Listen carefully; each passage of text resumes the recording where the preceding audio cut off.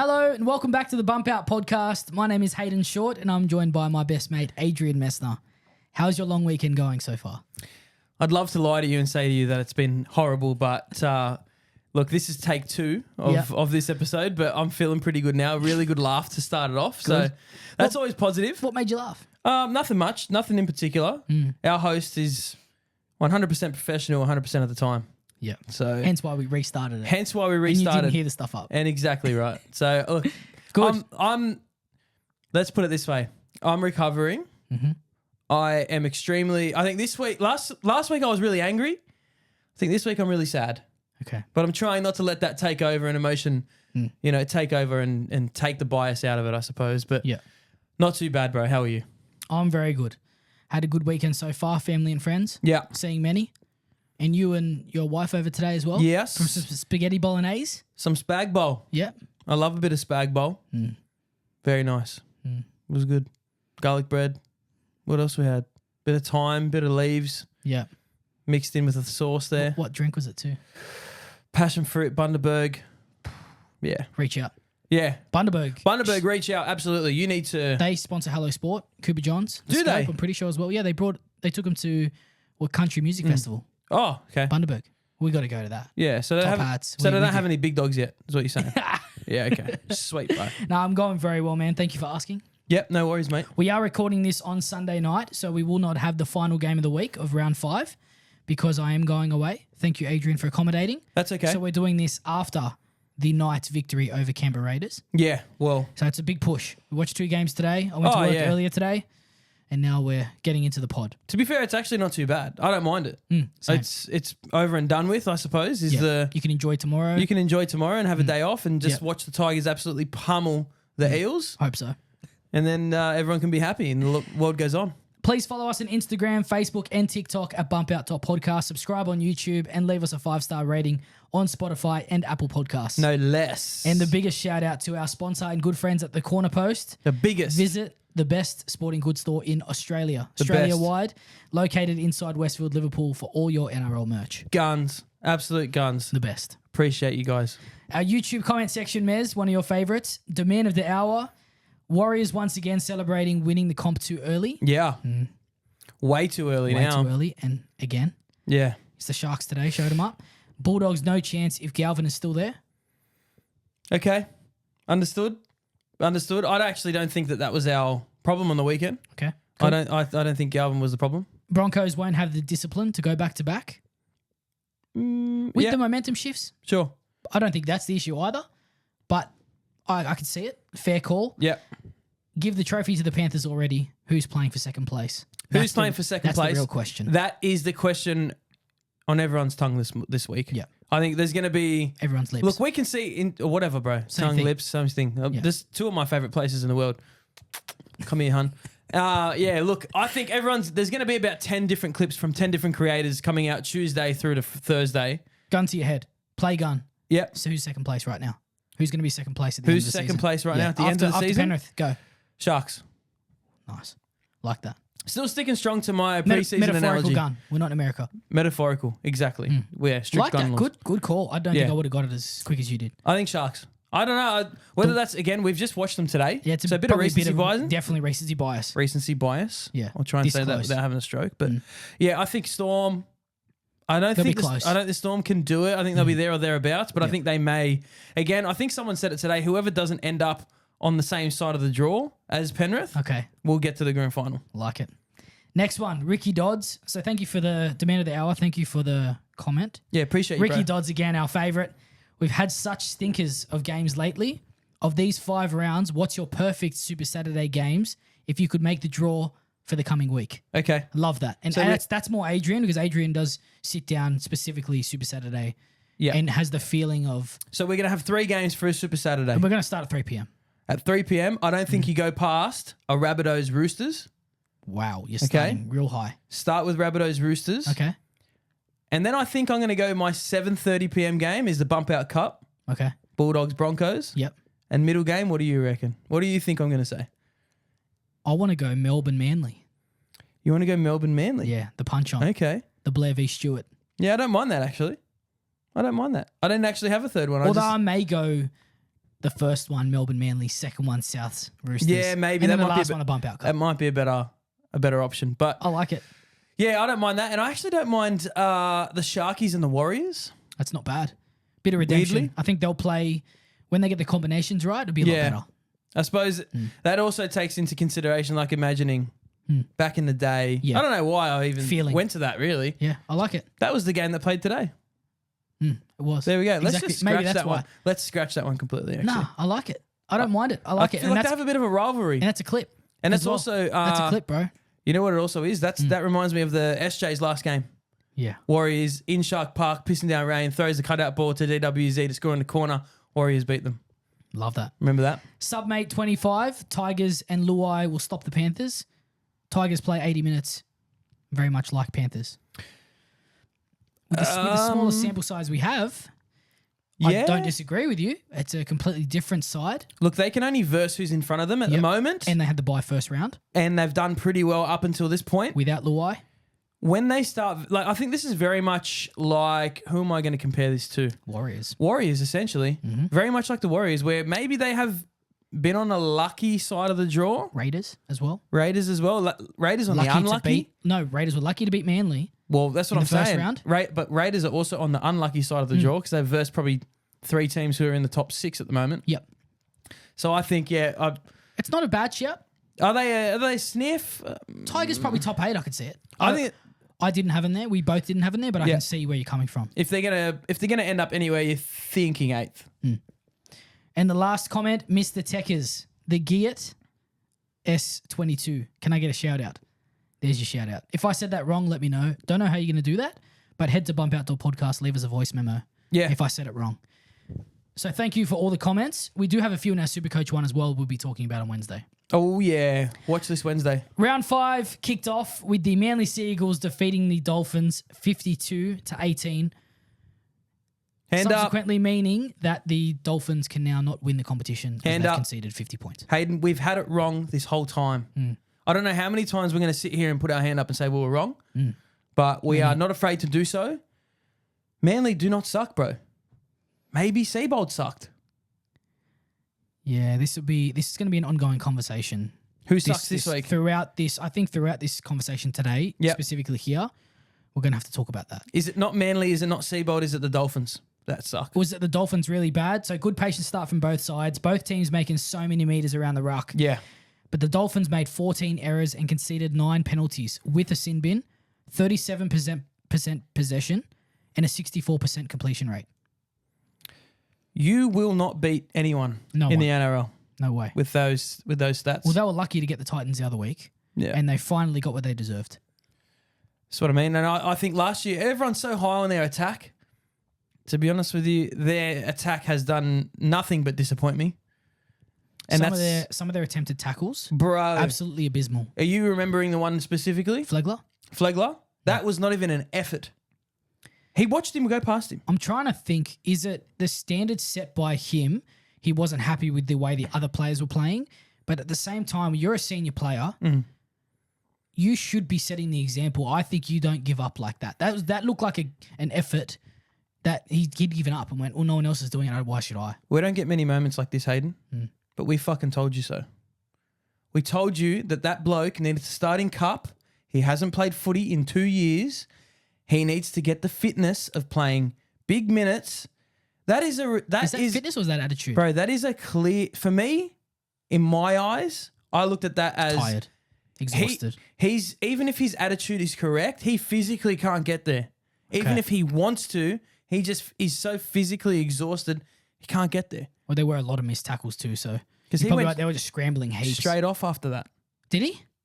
Was that hooked or was that probably... Surely you're hooking him after that. Bit of both. Yeah. But whether that's like, again, it might not be interchange management that you're not nailing there, but I think you hit the nail on the head, bro. They were both rolling 60 or 70 meters per set. Which I thought was great. It was going to be a good high-scoring game. But then the Dolphins dropped off and they just let Manly dictate.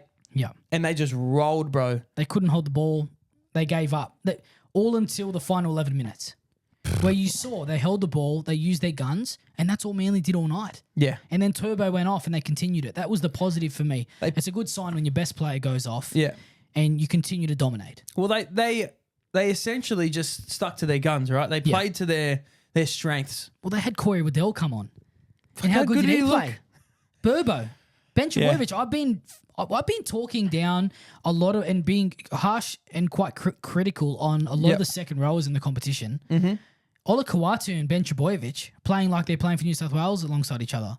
Seriously. They simplified it so much, but they obviously had a game plan to target the halves, right? Hence why Ben and Ola taking a lot of runs. Nikorima got pumped.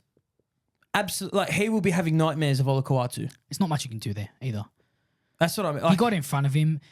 I think I wanted to talk about as well, it's one of the best signs in the game. If you can, then it was the big knock on them. They've got no points when Tommy goes off. Yeah. They continued it. I think it would have been 24 or so points after he went off. Because he come off with about half hour to go. Yeah, and he didn't come back on. Yeah. He was on the bike on the sideline. Yeah. They kept him off. Just put the Ks in the legs. That's the thing that I quite liked about him, and I don't feel like that's a coach thing, but then I can see both sides where you say, well, it definitely is because it's attitude. They kept going. They stuck to their game plan, and they continuously gained momentum, but also points. The point scoring ability stayed the same. That's what happens when you continue to play their strengths. But also, I just think the Dolphins were shocking. So I don't know how much credit I can give to Manly when the Dolphins were this bad. Or do you play them into this form by just being that good? Yes, I get it. They were very good. And I don't think we'll see Manly play this well-rounded again this season. Yeah. So this is just like what do you call it when everything comes together? This is an anomaly, but when everything comes together. Yeah, you know when everything comes together? It's like the perfect storm. Yep. That was the perfect storm. Dolphins played so bad that it made Manly look better, but Manly were better than normal. Yep. Do you know what I mean? 100%. So, Hamole stood up. So as you were saying, Hamole Olakau'atu, 7 runs in 16 minutes, running over Cody Nikorima countless times. He had 7 runs in the whole game against the Knights a few weeks ago. Wow. That's the difference. 16 minutes. Gerbo, 4 runs in the same time. He's averaging 3 runs a game. Run the ball. But they also dominated in their forward pack around the ruck. Brandon Wakeham. Bro, Brandon Give Wakeham. him his credit. Running off the back of him, and I really, really liked Taniela Paseka's first stint. Yep. It was like the best foundation that you could start to the game. Platform setting. Start the game to. Yeah. Wakeham starting 9, quick service, crafty when doing so. Yeah. He was very good. Obviously a noted 7. Mm-hmm. A noted 7. Loves the bathroom. Right side attack. I still feel like they're working. Did you get that? Yeah, they're still working on their timing with Fogarty. Yep.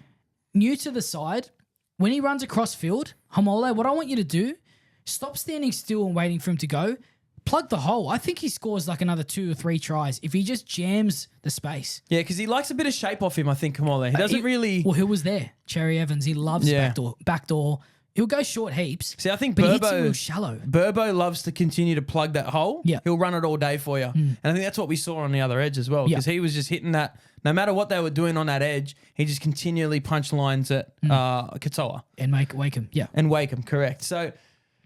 They were relentless. Let's be real. Like, they were really good. I think Foreign would have come out and said, listen, we're just going to simplify everything. Or I think he would have sat down with everyone individually and said, this is what you have to do tonight. Gerbo, I want you to have 10 runs by halftime. Olakau'atu, you need to make Nikorima, your boot print needs to be imprinted on his face. Yeah. All night. You're not going to do this every week though, Hamole. Definitely not. So the thing, you got to hit that hole at pace. It must be... He's not sure if he's coming unders or what, but Fogarty, there were a few times, especially the one where he scored. Yeah. He hit Hamole at nearly a standstill. He had to stutter step to get the ball, and then is big enough to go contact, get off me, run, beat the fullback, and score. That timing's going to come with experience, definitely right? with reps. Let's say this is the first game where they can actually put it into play, right? Like, realistically, he's been completely underused for the last 4 games. Yeah. So I think this is the first game where they now go, all right, now we have the blueprint of how we want to play as Manly. And I think they have the moving pieces as well. Even with the turbo going down, they still have enough to be competitive. And I just think this is onwards and upwards for the it's very Kieran positive. Foran Well, they did era. say that Kieran, the way he speaks, Fogarty post game, so the way he speaks, I wanted to run through a forward. I wanted to run through a brick wall, and you know how big I am. I'm little. So, and that was good to hear. So I do understand that mentally it could be that as well. But it's also like I think he also like got stuck into him about their defense, because their defense has been nothing short of woeful for the first 4 rounds. And I think they attacked with their their line speed was a huge uptick in line speed for me. Yeah. So Dolphins. Yeah. Marshall King, still a month away. Yep. There's an answer. Not the answer. That's an answer. Yeah. That's what you need. You need someone to control the ruck with a bit of smarts, but you also need Morgan Knowles to stop giving away penalties. Yeah, and then getting sin-binned. I think this is the smart play from Wakeham to get the sin bin. The sin bin's not just him. Yeah. But line breaks, first contact, shocking. Nikodima could not do much about a lot of those. Yeah. So that's not on him. But they're around the ruck. Their first contact is just not. It's not good enough. It's bottom of the table stuff. It is honestly. I said to you at the start of the year, they're bottom 4. Yeah. For me, they honestly are. Well, both cemented why they're bottom 4 for you, and why Manly was in some top 4 ladder predictions. Yeah, not ours, but no, I could see it though. I think the scope obviously played for them. That's why he's probably a bit more biased. He had him top 6, and I went, okay. I think it was them for 8th spot. With last year as well, we had him, I think, probably top 4, top 6, because they get all that team together. Mm-hmm. They're damaging, and they just need to be, like you're going to say, it's probably the ongoing, probably motif in this one. Is connection. Yeah, and the connected defense with the attack they've got with Tommy. Tommy went off and they were still scoring. Kohler's absolute machine. Yeah, that's how you know. Felity comes on. Felity. Yeah, and he looked good. He looks solid in contact, bro. Solid in D. No sub. Fa'alalo keeps the spot, man. Fa'alalo, bro. He's a gun. He is honestly. He's a first grader. He is. If he does not get a wing spot at Manly, I think he does now. Perth or PNG. Someone they'll pick him up. One of the two. Sign him right now. So Dolphins. Anything else? Give us honestly, a bit more for Dolphins. The only thing that I don't really have too many positives. Obviously, it's going to be Manly. They can't defend their errors, and I feel like last year what they can't do is they can't switch momentum. As soon as they're losing that momentum, they are completely done. I don't know whether that's a change in obviously the hooker, but I just feel like their forwards aren't standing up to what they need to be. And Katoa's not getting any space. Nikodema's not on the front foot. You know what it is? Nikodema's one of the best on the front foot. Hayden Katoa's been in first grade now. This is his 3rd year. The amount of video that they can be able to do on Katoa, they're just shutting him down. And if no one else in his attacking line is also reacting. Yep. He's not going to have options, is he? But the other thing is 9 penalties conceded and 14 errors. You can't do anything. And there's no momentum on your side. It was 8-0, the penalty count, after 51 minutes. So then you got to think in the next 29 minutes, they only gave 1 away. What happened? So the last 11 minutes they started scoring. You hold the ball, they scored points. Yeah. That's what we say every week. And we're going to say that for the next game too.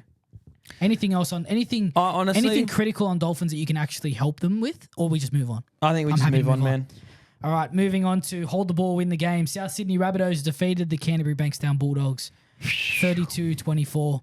A lot of feeling in this game. Let's start with this. Imagine your left centre goes down. You have a specialist left centre on the bench. Instead of putting him on, you choose to move your 5'8" to centre and put on a halfback. And where are most of the line breaks made? Duncan on O'Sullivan and Burton, the new combo, SOS, who comes on. Post-game, I thought I'd give him credit. I went to Serraldo, I had to listen to the press conference. He said, the reason I did that is because we looked a bit clunky and I felt like we needed a bit more control. But your centre went down. So you don't trust your halves? Like, all you did was make me question. It gave me more questions when you said that.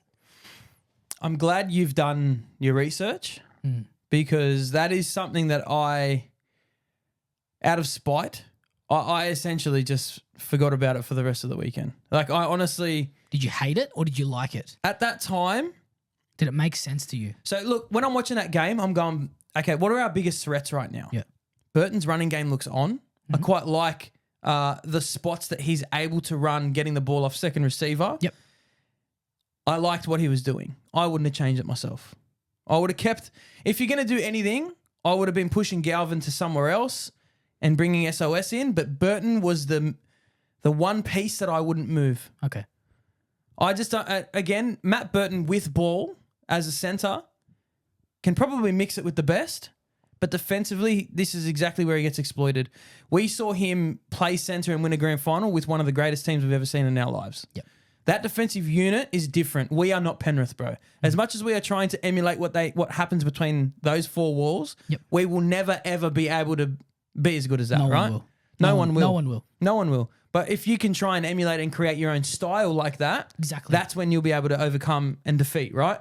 I just don't think that was the right choice, but hindsight's a very nice thing. Yeah. I can understand that maybe he's getting getting the messages relayed through the trainers of maybe he's talking to Critter and Critter's going, man, it's not working. Like they need a big voice out there.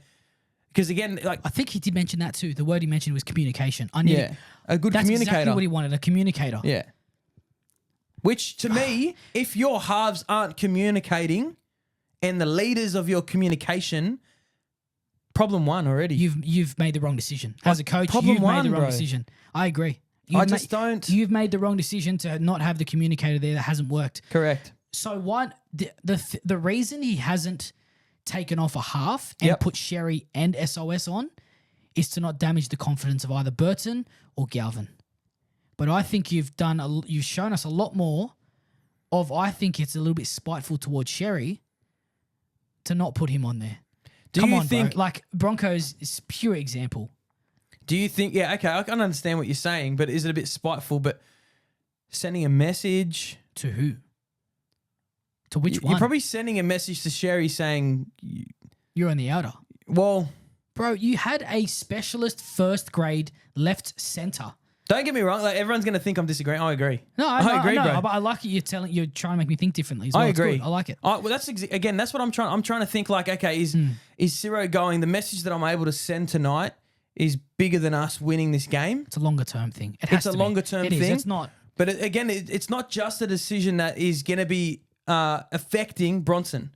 What this is for our squad of 30, everyone's going to go team first, player second, no matter what. That too.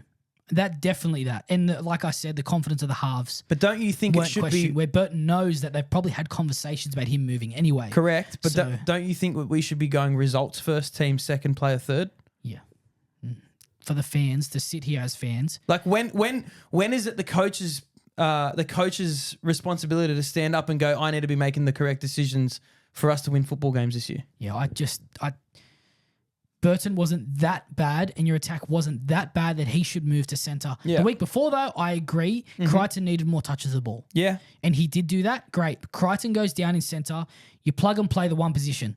Correct. Trust back your halves. So the thing that essentially what I was so upset last week was the forward battle that we lost, right? So realistically, our forwards had no impact on the first 24 minutes. As soon as Kurt Mann, Satili Tupanua and Hotboy In this came game? on in this game, I liked Hot Boy. we flipped the switch, bro. Yep. We flipped the switch. We forced errors. We were always pushing on the kick chase. We had 10 minutes of possession just to ourselves. You were on top. We starved them. You looked great. But why? Because our forwards were going forward and our halves and our outside backs could do their role. Yep. I don't think that change was needed. Why did Man come on? Who went off? Man would have come on for Salmon. Okay. Unless Salmon came off earlier. Someone came off and Man went on early and I liked it. Yeah. I liked him on a little bit earlier. So it was 24 minutes. Okay. With the forwards, I liked him. Hot Boy stood out to me. Yeah, Hotboy was I hadn't really, seen really him good. before and thought anything, but Tupanua is just a constant. He's the constant off the bench. Curran Yeah. obviously out with the rib injury. Correct. So Hot Boy comes in. And I think Satili, he was the one that turned down momentum again. He's done it. He's done it 2 weeks in a row. Yeah. Like, that's his were role. you leading at halftime? We were. That's the disappointing bit. Second half, piggyback penalties to South leading to points. Yeah. Bulldogs, 12 errors in the second half, finishing with a 61% completion rate. Yeah. You finished with a lower completion rate than the Dolphins. That puts it into perspective. And you Yeah. only lost by... You lost by 8 points, bro. You lost by 8 points. Yeah. I'd love to get... That's... The thing is Sherry and a more connected back line on that left side worth 8 points? Yes. Bro, honestly, Yes. the best thing about Bronson is he's so defensively sound.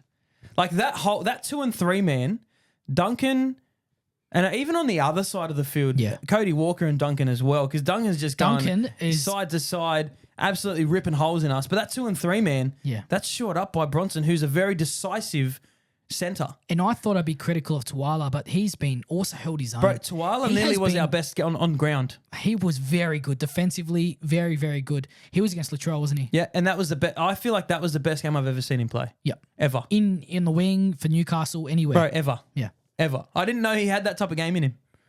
I really didn't. Yeah. Like I think you've pretty much hit the nail on the head. Like our errors just killed us, bro. Yeah. You said 11 errors or 12 errors in the second half. 12 in the second half. Our spacing was off.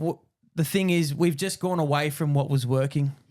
You also you ran against a very talented young Tallis Duncan with a silky as left edge, but you also made their right edge look incredible too. You made that. You made that happen by the defensive disconnect. Yeah, correct. And we'll get to a Nico Hines quote later on. Yeah. And you can relay everything we're saying back to this. Correct. Yeah, there were honestly times in that second half as well, even early, that we're just lacking that energy. We were dawdling, is what I would say. Okay. And when you're dawdling, you're giving away shit penalties, you're not defending your errors. You're versing a team who, like, they have strike all over the park. They're going to hurt you in more ways than one, especially when you have a few of those guys, just the variation in their attack. Like, they can, like I said, they can hit you from anywhere. Rabbits, AJ. Bit of pace about him. Is it? Liked him. Who's AJ? Never heard of him. He was good. Winger? Very good. He was good, man. Pace. Although you aren't really known for your pace in your backs, are you? No. You're not really pacey. Especially what did he get? Did he get the intercept? Intercept. And that could have been the change as well. From a standstill as well. That was a try. And you just saw him pull Tracy. away. Connor Tracy, right side of the field. Flicks it again, if it gets through, bro, Connor untouched. Tracy that was probably the worst game I've seen him play in 3 years. And it's still like a 6 or 7 out of 10. Like, or 7 or 8 out of 10 even. It wasn't that bad. We versed him again this week. He probably doesn't have a game like that. There's your 8 points, bro. Yeah. Two incredible defensive fullbacks, talking of Jai Gray and Connor Tracy going head to head. Yeah. The Gray tackle to take down Tawala into Satili, who scores. Gray nearly stops him. Both times. Yeah. Like that epitomizes playing for your coach and the connect that we're talking about. Because when your fullback is 5 foot, probably 5'6", they'd say 7, but he's 5'6". What is he, 2 centimeters shorter than you? Taller than me. Taller than you? Yeah, he's taller than me. I'm 165. He's 169. Nah. Are you sure? Nah, he's not smaller than me. I thought you said he's smaller than you. No one's smaller than me. There is someone smaller than you. Nah, Starling and Gray are both just taller than me. Gray, I think Starling's just got Gray. But that heart and the contact he makes over and over, that's what you want. And I think they're two of the best defensive fullbacks in the game. Walsh at times. Bro, imagine Tracy and Gray. Imagine Jai Gray was like a little bit bigger. What he could do. I know. No wonder why people were tossing him up for Origin a couple of years ago. Or last year. When everyone's injured. Well, now Walsh is injured. Ponga's injured. Who's Queensland fullback? Why is it not Jai Gray? True. Not a bad shout. Do it. I like it. Do it. Origin coming up May. The end of May. That's crazy. Can you believe that? Dude, Magic Round's 5 weeks away. I'm so excited. 6 weeks away. What a pickup from Latrell off the Walker grubber and behind a score as well. I had down. Did you think Latrell's try off the grubber, grounding, happy, not happy? That was this one, wasn't it? Off Walker? Yeah. Walker grabbing behind? Yeah. I'm happy. Yeah, I think me too. I think so.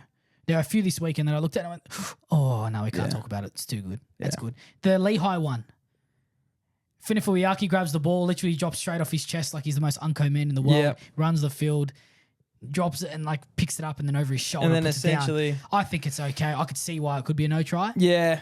But I'm happy it's a try. Probably one that I'm sitting on the fence going, if they call try, I'm happy. They call no try, I'm also happy. Yeah, same. Whatever you want to call it, bro. Final words, Mez. Final words. Feel good. Variation. Their variation, mate. 100% completion rate for the second half. They were able to come back from their little period of a downfall. And we just had no answers for them. You think they come back if Crichton's there? Because they scored through the disconnect. With or without bias? With bias, I say no. They don't come back, but... I think they don't.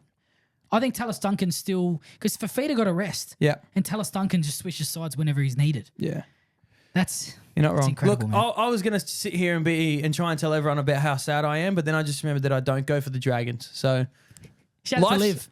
Bulldogs fans, life's not that bad, right? No, definitely It's really not that bad. Well, you're not going to get the spoon, that's what we know. Nah, let's hope not.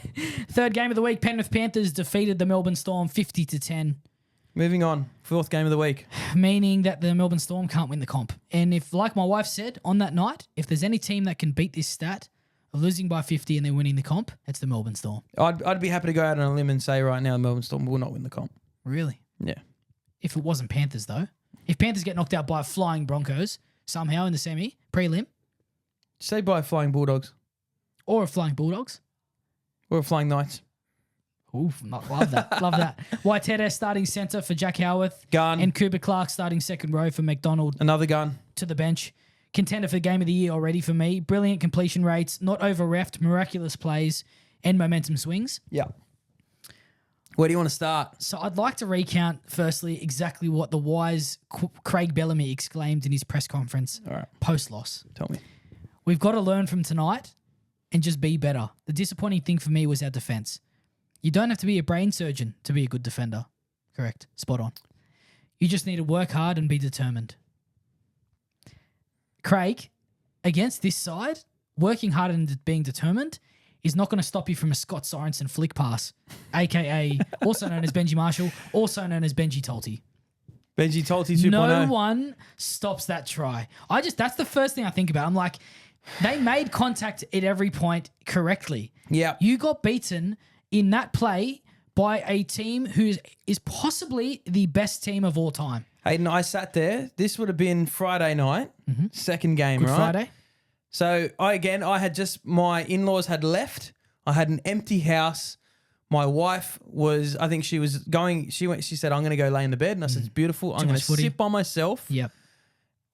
And the words that you said last week were ringing in my head. Just sit back and enjoy this. Yeah.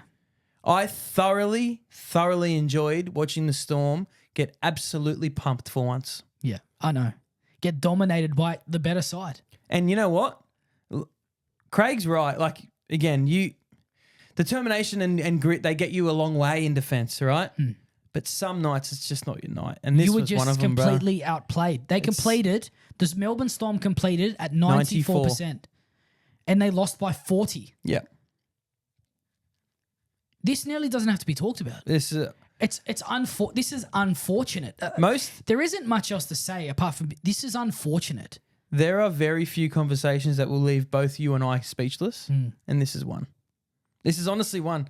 Let me try and get something out. Harry Grant also went off injured. Yep, bone bruising. But okay, you can thing about Harry is he's had a couple of these knocks this year where I'm going, fuck, is he all right? And I'm like, these are just going to start compounding as the year goes on. They're going to have to give him some time. Goes to Origin, comes back from Origin banged up again. If they're going to make a push towards the end of the year, they need him 100% raring to go. Just worries me a little bit. Like little things, especially you pointed them out in the preseason. Are they going to be able to kick it up another gear after Origin? Do they have the other gear? I don't think so. I think they're lacking in their forwards a little bit now. Lasati's a huge loss now. 100%. I said lacked forward momentum because Penrith weren't allowing them to. Yeah. Grant, barely seen. Unfortunately went off injured with 20 to go. Yeah. They need Lasati and the big Xavier Coates back. Yeah, Xavier's coming out big. of their own end. Yeah. Also, the attacking threat. Just being outside of shape as well. Finishing off the sets. Defensive connection again. Huge emphasis on connection this week. Yeah. Keep saying what you're going to give us the rundown on both sides, whatever you want to do, and then I've got a question for you. All right. So I'm going to stick on... Do whatever you want. We'll stick on the Storm. Yep, cool. I think their first 15 minutes were quite poor, and I think that's probably where Craig's going to hone in on and go, listen, we missed the jump and we really couldn't. Yeah. And then they were able to quicken their play the balls. They scored in their first set on the Panthers line. Another positive. Great line from Waitere. He is an absolute gun, and I honestly think that they as much as they need Nick Meaney in their team for goal kicking, I would be dropping him and playing him with Howarth. Just because Meaney's going. Just because Meaney's going to Bears. Yeah. But then again, actually, I would be dropping one of their wingers. Yeah, Tumalatu Brown. I don't care. Yeah, most likely more than Meaney could be a Warbrick. quality winger. Meaney can just go straight on the wing, and I think Warbrick's going Waitere... too. Honestly, I think Waitere, as much as I watch Waitere and I think he's a good right centre, I loved Howarth on the right. I'd love to see how Waitere goes on the left. Great footwork. Great footwork, runs a great line. Again, good defence too. Bro, good first contact. Just unlucky that you're versing the greatest 19-year-old we've ever seen. Yeah, I think this may be the best form of Penrith we've ever seen. This may be the best team. Hayden, did you have that too? Is that seriously... Do you think what did they do? Are you with me? Do you think so? Yeah. Just keep just pad for a little bit. Pad for a little bit. Jenkins and McLean being the Origin left wing. That's the left combination. I could see it. Oh, I think it's the they made history. So Tom Jenkins has now scored 12 tries in 5 games. The only man in the NRL era to do that. They're also the first team ever to win their first 5 rounds of football by a margin of 20 plus. Ever. And it's like you go, oh, they didn't verse anyone. They've versed the Broncos. They've versed the Sharks. They've versed Melbourne. They've got the hardest first run ever. They fucking had a hard run to start the year. Everyone's going, oh, geez, it's going to be hard for Penrith this year. They got a hard run. Please. Imagine what they're going to start doing. Imagine they first the fucking Dolphins, bro. And Titans. And who do they have this week? The Dogs without Crichton. The Bulldogs, bro. You got to bring out something because you're going to get 50'd. 50? 50's unders, bro. Unders. If we don't turn up against them, they could beat us by a record margin. And it's not even... I think they might beat every team by a record margin. As in the individual game, the matchup, they could beat every single team by that much. Like genuinely, and I know your fucking answer, but I want you to try and not say it. That was my question. Is that your question? Who's going to beat Penrith this year? You think about it though. Okay. They've just pumped. Who's going to beat Penrith? Let's say they're versing every single side in round 6. Yeah. Sides current now with injuries and everything. Nah, fit. No one. Fit. Everyone fit in every team. Everyone. What full strength NRL team will beat Penrith in 2026?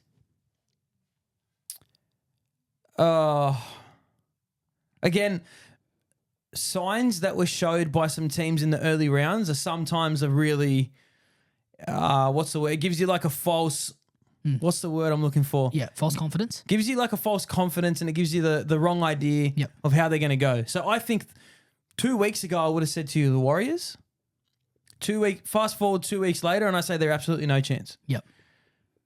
Again, 2 weeks, probably 3 weeks ago, I say to you the Sharks. And then they come out and get absolutely ussed by them. And I know I'm going to answer the question for you, and I know you're probably going to be the one that wants to say it, but it is the Brisbane Broncos. It has to be. It's the style of football and the wood that you have over them that rattles them sometimes. That's the only thing I can see beating them, and that's why I say the Broncos. That's the only thing. Physically, I don't think we beat them just by the gameplay or the players we have. I think there's something in Penrith, in Cleary, that I think from 2023, he feels something happened there where he saw a bit of vulnerability and he had to do it himself. And Stephen Crichton was there then. The players that were there then aren't there anymore. And I feel like we can get them. I just feel like there's something sometime this year that we beat them. And they're the only loss they have this year. See, the only thing I think about now is the guys who, like when we looked at Penrith, the guys who have now matured and aged. They're even better, aren't they? They're even better. And I'm like, are those vulnerabilities even vulnerabilities anymore? Like you're looking at McLean and Alamotti. Their game plan for the whole game was just get them the ball. We're going to absolutely dominate the ruck. Isaiah Yo's going to control the speed. And Cleary's just going to zing him the ball. And that's all you did. And they beat the Melbourne Storm. The one weakness that they have, their edges, they exploited it to the absolute max. Yeah. Like, they didn't give Hughes any space, Munster any space. I want to read you this paragraph that I wrote because I feel like it's pretty right. So, their ability to just continue to rip teams apart is so admirable. Defend as a unit, attack as a well-oiled machine. They just suffocate you. You actually have a bit of... It's complacency. So you think you're coming up with a way to defend them and then they still engage you. They still engage whoever they want, just in a different way. And you make the wrong decision. And they get you. It's death by 1,000 cuts, I suppose, is the... I hate that saying because I think it's not much else we can say. And that's... Storm, I'm really not worried. The injuries that come out of the game is the most worrying thing. Yeah. That's all I've got. Again, that sentence essentially, like they just had their weaknesses exploited. Also, something I wanted to bring up, Cooper Clark is related to Zachary Clark, who are both just re-signed. They're brothers. Cooper Clark's the younger brother of Zach. Zach has just re-signed for Penrith, and Cooper Clark has just re-signed for the Storm and started in the second row. They reckon, I think it was Rugby League Guru, shout out, he reckons that Cooper Clark will be a future Origin star. Representative honours. And the way he plays, you could see it. Did you see the effort area? over and little over effort. and over. The little effort areas, man. Just at the end of the game or anywhere on the back foot, he's there. Some guys come in to a Melbourne Storm side and they already have the Melbourne Storm attitude. Yeah. That kid's one of them. Yeah, for sure. And Eli Katoa didn't have that, bro, No. when he first got there. Imagine how good this guy can have it. He has it already. Development. The Proctors. Yeah. The Bromwiches. That is... This is a young one. He's coming. He's setting the new standard. Let's move on, bro. Yeah. I hope Tui Kamakamitha's okay too. We're hearing he is. Yeah. And the thing he was pissed off the most about is he couldn't play this weekend. So I like that. If he's waking up going, I want to play, Good on you, brother. I like it. But we don't know how long it's going to be. Happy to hear. Next game, North Queensland Cowboys defeated the St. George Illawarra Dragons 32-0. Bottom of the table Dragons are now 0-5 to start the season. Owen. And unfortunately, Michael Owen, unfortunately, this is the reason we chose them. The bottom of the table. I'm happy that I've chosen something partially correct. You ready? At the same time, I wish they weren't going this bad. Shout out to Liv. Shout out to Liv. Shout out to Liv from Ace. Sideline FM. Shout out to Ace or Anth. You know who you are. Yep. Ant, does he listen still? I'm not sure. Yeah, he better. Congratulations, by the way. He better, bruh. Yeah. He's still playing in that team. The Dragons. So Where do you want to get it out of? I want to start on Dragons. Hit me. So their shape was so average. Apart from throwing a second rower under, their block shape is just so slow. They love the unders, second row under. Okay, great, cool. Like Jaden Stewart can do something himself. Hamish Stewart goes all day. There's just shining lights. It's them two. Lucci's good too. I just think he's not used correctly. Patches, He's bro. not used correctly. Patches. And then in defense, Luch looks like he's the shittest defender in the world. So what are you guys doing? They are completely disconnected. There's the word again. They have the player up after halftime due to the Cotter sin bin, which was ridiculous again. So dumb. They throw a short ball with Gutho clearing out the back and then kick the ball dead, then throw a poor ball in the block shape where Burns picks it up and runs the field. That's 3 sets in a row, and unfortunately, that's on Atkinson. I put him at 6, and now, Adrian, I agree with you. I don't care what happens. You bring in Cade Reed this week. There are no other questions about what you do here. This is not good enough, and it's not NRL standard.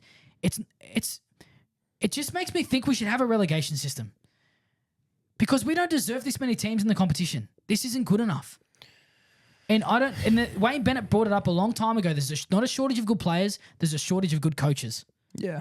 And it's very possible that's the reason. I love Shane Flanagan, though, so I can't pin it on him. I'm a fan of Shane I love Flanagan. the way he speaks. I like his thought process. I think he's been chucked in the deep end I with also think the signings. He didn't make all these signings. That's what he has inherited most of this roster, right? Hence why they've come out today that Damien Cook is not re-signed on his monster contract.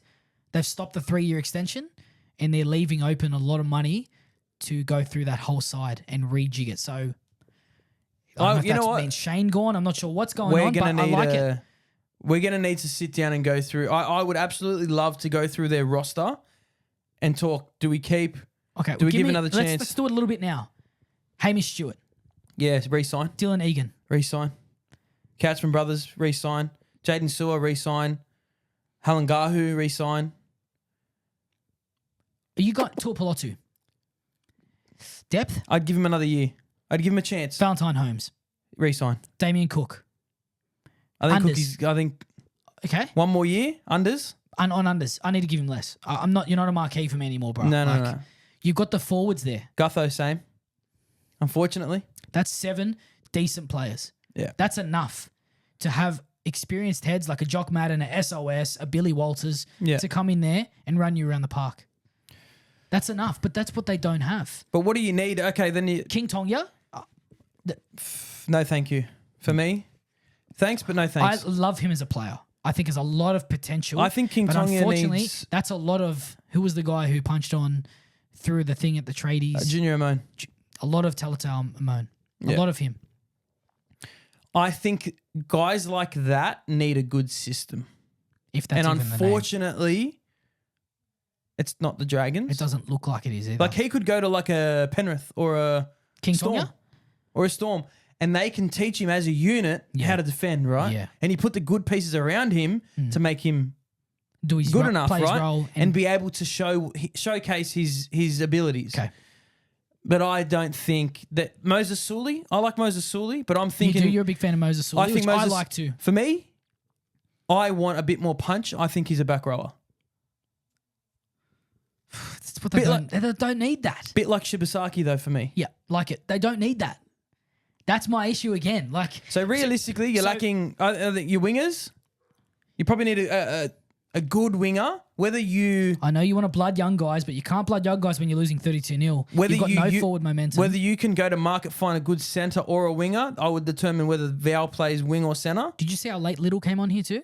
So what do you play, 3.5 minutes? I seriously think he needs to come on like 25 in. And then maybe play a stint. The way that Wade Egan and Sam Healy share their role is how Cook should be doing it. I even think earlier, but I get you. There needs to be a role switch there. But yeah. Is the foundation there? I don't even know now, bro. So what I was talking to a Dragons fan about today, I was thinking maybe they go Gutho centres. But then I think about your point every week of bringing up Sully. Someone said move Holmes to the wing and go Gutho centres. I think I compared Gutho a lot to Chance. Yeah. The way Chance played today, but he's also not Chance. Chance has got something still. Chance is still not Chance and Gutho aren't on the same level anymore. Gutho's a tier down a bit. I don't know if it's injury. He's a bit slower. There were times where they made line breaks in this game. There wasn't anyone coming. You watch the Cowboys, the complete opposite. Drinky, Purdue, Burns, Chester. What do they got? They are running like dogs on heat. What are they, bro? Youth. They're running like dogs on heat. They're all there ready to go all game. That's the big knock on Shane Flanagan and his recruitment. It's a retirement village. Is it the older bodies? Is that what it is? I honestly think Gutho looks... I don't know what's happening with Gutho, but remember the year that everyone was saying Teddy's gone, Teddy's done? Yeah. There was also that with Gutho at Para. Something going on, whether his like knees are going or something, might need to get like stem cells or something. I don't want to say it, but I fear he may have played a year too long. I think he may have played a year too long in the NRL. Yeah. I like him as a player, and I think he fits somewhere. The combination everywhere here, any combination, isn't working. The only 1-2 punch I like is a Halangahu coming on, a Hamish Stewart rotation with Hame Sele. I really like the forwards. No Couchmans in this one. Really found out. I didn't like a few of them, but I don't want to name them. So give us one. Emro Gula. But they already talked about this anyway. Like the conversation with Dragons fans was, look at our starting forwards. And it's specifically front row. Yeah. Blake Laurie starting with Emre Gula. I'm a big fan of Emre Gula. I quite liked him at Canberra. I thought he'd bring that oomph and that form to Dragons. Is that better than a Max King and a Sam Hughes though? Jeez, it's very similar. Very similar. We led the comp for most of the year last year. What's your excuse? Yeah. You're very right. Although I think Max King turned into a fucking... He's a level. He's another level. He did turn into a state of origin football. Thought of Max King getting traded, straight trade with either AFB, obviously, or Lindsay Smith. Yeah. Yeah? Okay. Yeah. Yeah? Yeah. Where Not do I sign? the AFB one, but like what about Lindsay Smith? Where do I sign? Cool. Still? I would No, I'm saying Origin, not Canterbury. Sorry. Yeah, not for Canterbury. Of course. I was literally going to say where do I sign? Okay. No, for Origin. Yeah, go on. Okay. Not in the form for I me. just thinking about forward specifically now. Should we stay there? Okay, so... Yeah. So it's come out the Dragons are seeking an immediate release for Trey Fuller too. Is that the writing on the wall for Gutho? I think Gutho could play a really good role at 14. Yeah. Little somewhere else, but they work at the rotation. Doesn't matter what number he's got on his back. Did you just play Gutho at halfback? I had this thought, and I thought I was stupid by bringing it up. I thought you go Gutho at 7, Atkinson 6. Fuller at the back. Or Sloan. Or someone. We wanted a runner. I want someone to be there. I want a hammer. Just be there when I get through. When Hamish Stewart breaks through the line, who's there? I want you to run all day. I think the Fuller signing is exactly what they need. They need like a live wire, bro. He's not young either, though. Like, but then they're going to make him look shit, man. But when you're defending the Dragons, you're going to know. You're going to look. Fucking going to Fuller, bro. You're going to look out. It's going to Fuller. And then they hit short on Jaden Sewer. And then they give to Fuller. But if they have Cade Reid there. See? You need, again. I don't mind it. If you're good enough, you're old enough, Cade Reid plays this week. When Atkinson was playing well, what side was he playing on? Not here. As seeing At Sharks. Sharkies? Was there a side? Did he have a side? Um, Can he have a connection with Jaden Sewer on the right side? Nico plays right, So he'd probably but play then left. he also played a stint with Trindle where he looked good. So he played left and right. So I'm trying to think, could he make that connection with Jaden Sewer? That could be a Hughes and Katoa, bro. Like, Atkinson has probably the same amount of talent as Jerome Hughes does as a running ball player. He just doesn't make the right decisions, and he's not a 7. Hughes was a fullback coming up the grades for Cowboys. He was a fullback. He is not a 7. He's not a 7. I think he's putting too much pressure on him. You know, I'd be more inclined to say Galvin is more of a 7 than Atkinson is a 7. And I don't think he is anywhere near a 7. That's tough. Now you're just fighting with this. You're going like there and mid there. and mid. As in, you're just that's how close it is. Yeah, though. I know. Like one's there, and the other 7s are here. So where do they go? Where do they go? Where's the optimism? What do they do? You're the coach, Hayden. Okay. This week, what are your changes? Cade Tell me. Reid comes in. Cade Reid at 7. If you don't have the balls, Shane Flanagan to do Cade Reid at 7, you go Gutho to 7, and you put someone with pace at fullback. There is absolutely no chance that he. Imagine coming out and putting Gutho to 7 and not putting Cade Reid there. But also, what's another thing they talk about is I don't mind the connection again. Defense, I think Gutho would be okay. I think he'd be the best at least, 3-man. at least comms will be good. Communicator. It's what Serrato wanted. He'd be great there. Gutho- Contact, I think he'd be okay. Gutho at He's 7 a great for the connector. Dogs. Think about this though. What do they lack? They lack speed around the ruck and they lacked forward momentum. I just think chucking Gutho there, one man in the shape, would just be even slower. How is that fullback going to get any space when Gutho is like too slow, man? Or is it easier to manipulate defenses by Okay, just I've body got something. movement and smarts? He's not a ball playing fullback. I got Mez, something for you. as much. Jacob Little starts at 9. Damien Cook starts at 13. Drop Hamish Stewart to a front row rotation. Even start him. So your 2 front rows, instead of being day. Emre Guler and Blake Laurie, you're starting with Toby Couchman and Hamish Stewart. You're starting with Jaden Sura and Luciano Leilua on the edges with Damien Cook at 13. Damien Cook is now using his pace through the middle, being a link man. I don't want Cade Reid or Atkinson at first receiver. That's Cook's job. Give him one wider. Get him one wider. Where's Gutho? Gutho. Is he got fullback or Sloan? Or are you going to do someone else? We just I don't pace, think they're just gonna. run? I don't think they're gonna ever put Sloan back at fullback. Again. So I think it's got to be Gutho, or Trey Fuller gets a release from the Dolphins, plays on Saturday or whatever it is. Okay. That's an idea. Cowboys. Purdue, my boys. Incredible. Drinky, Dearden, Clifford. A good overall team performance. Tempo is something we talked about. Tempo. Since St. George didn't have it. But geez, they worked well together. They have worked well together. They had a little bit of a lull. I think it was a game. It was 2 or 3. Then they come back in 4. And now 5, they've clicked. Is it for the coach? Last week you said this is the difference between playing for your coach and not playing for your coach. This is more than playing for your coach. This is what we've talked about for years. They have this. People keep saying the Cowboys are going to get the spoon. I just can't see it. And this is exactly why. For once in my life, I can sit here and say, "Hold, this is what I saw." I don't sound like an idiot. You know when you're in like, I think it's what quote is it? Sometimes the great sound crazy. Sure. That's good. I like it. Sometimes the great sound crazy. You make it up.